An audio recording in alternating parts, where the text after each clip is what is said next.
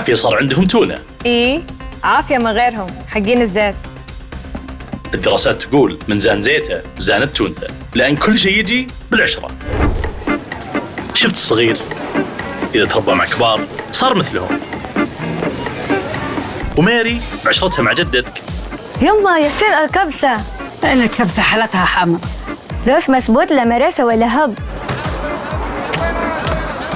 تعلمت تختار على أبوك. هذه خوش. ليه؟ بكم الجرام؟ كم حسبت المصنعية؟ وصرتي تكاسرين مثل الوالدة.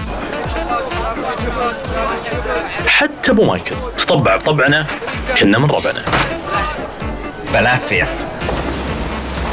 فلا تسأل عن التونة بس، اسأل عن زيت. وهذا سر تونة عافية. تونة من أفضل سمكة تونة، محفوظة بزيت خبرته أكثر من 45 سنة. هو السر بقوامها، ريحتها، وطعمها اللذيذ والخفيف. تونة عافية، السر في الزيت، السر في عافية.